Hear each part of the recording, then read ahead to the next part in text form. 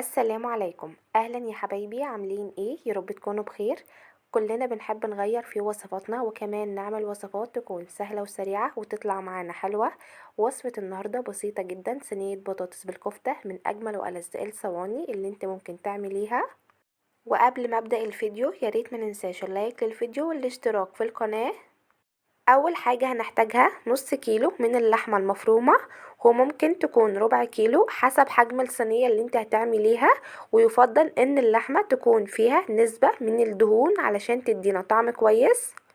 انا هعمل صينية كبيرة فهستخدم نص كيلو من اللحمة. هزود عليها بصلاية تكون كبيرة بشرينها ناعم، وهنضيف البصلاية بالمية بتاعتها. وهضيف كمان نص ربطة من الكزبرة الخضراء، اخدت الورق بس وقطعته ناعم. وبعد كده هنضيف التوابل، ضفت معلقة كبيرة من بهارات الكفتة، وهنظبط الملح والفلفل الاسود حسب كمية اللحمة. والخطوة دي مهمة جدا، نعجن الكفتة كويس قوي لمدة 7 دقايق علشان ما تفكش معانا اثناء التسوية. شايفين شكل الكفتة بعد ما عجناها؟ ده المطلوب، ان هي تكون ناعمة معانا. وعلى طول نبدأ نشكلها، ممكن تعمليها اقراص زي ما انا هعملها، او تعمليها على شكل صوابع زي ما انت حابة. لو هتعمليها اقراص خلي السمك بتاعها يكون متوسط بالشكل اللي انت شايفاه ده، علشان ما تنشفش منك اثناء التسوية. وبعد ما نشكل الكفتة مش محتاجين ان احنا ندخلها التلاجة علشان تتشمع، لان احنا عاجنين الكفتة كويس قوي، فمستحيل ان هي تفك منك. وعلى طول وبدون اي انتظار بعد ما نخلص كل تشكيل الكفتة، هنكون حاطين على النار طاسة فيها شوية من الزيت يسخنوا معانا كويس قوي. بعد كده هننزل الكفتة علشان تغير اللون بتاعها وتمسك نفسها. هنديها بس تشويح على الجنب ده والجنب التاني، يدوبك كده تاخد لون، وعلى طول هنطلعها. وبعد ما الكفتة اخدت لون من كل جنب نبدأ بقى نطلعها. هي ما دخلتش معانا في التسوية ولا حاجة، هي يا دوبك بس اخدت لون مش اكتر.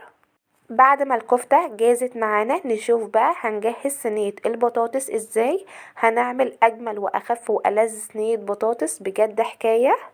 الحقيقة ان انا هعملها ني في ني بدون ما اعمل لها اي تسبيكة، بس هتطلع طعمها حلو قوي.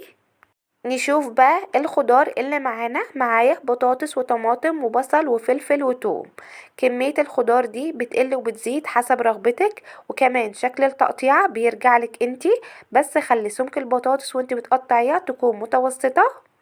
نبدأ بقى نرص صينية البطاطس، بس هقولك على حاجة حلوة علشان وانتي بترصي الخضار والكفتة ما يتزحلقوش معاكي ويقعوا منك كل شوية. هتدهني الصينية بتاعتك دهنة بسيطة من السمنة، وبعد كده هترصي عليها الخضار والكفتة هتثبتهم معاكي. انا عملتها في صينيه مدوره ورصيتها زي ما شفتوا، حطيت شويه من الخضار وقطعه من الكفته ورصيتها داير ما يدور. وينفع تعمليها في صينيه تكون طويله وترصي الخضار والكفته بالطول، وهتطلع معاكي شكلها حلو قوي. بعد ما رصيت الكفته والخضار ضفت عليهم شويه التوم اللي كنا مقطعينهم، رشيتهم كده عليها من فوق علشان تدينا ريحه كويسه وطعم حلو. بعد كده جبت نص كوباية من عصير الطماطم التقيل وضفت عليه ملح وفلفل اسود وقلبتهم كويس. وبعدين ضفتهم على صينية البطاطس علشان تدينا لون كويس للبطاطس. زودتهم كمان نص كوباية من المية الدافية علشان البطاطس والكفتة والخضار يستووا معانا كويس. هنقفلها بقى فويل او تغطيها باي طبقة عندك، ودخليها الفرن لمدة نص ساعة على درجة حرارة 200. هنا بقى كنت خرجت صينية البطاطس من الفرن، شلت من عليها الفويل وكانت استوت معانا كويس قوي. هندهن الوش بتاعها بمعلقة كبيرة من الصلصة، وبعدين هنرجعها الفرن تاني تحت الشواية لغاية ما تاخد لون من فوق. وده كده شكلها بعد ما اخدت اللون التحفة ده. شايفين قد ايه شكلها بجد حلو قوي.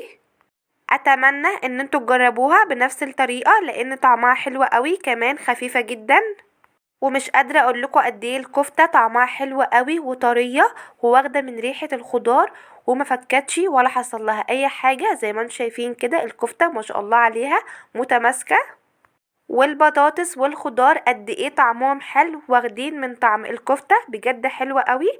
قدميها مع رز بالشعرية او عيش هتطلع معاكي حلوة.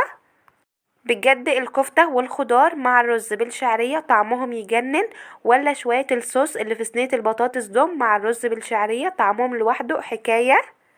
مستنياكوا تجربوا الوصفة، بجد هتعجبكم. وبس كده نكون خلصنا فيديو النهاردة. يا ريت لو الفيديو عجبكم ما ننساش اللايك للفيديو والاشتراك في القناة وتفعيل زر الجرس على كلمة الكل علشان يوصلكوا اشعارات بكل وصفاتي الجديدة.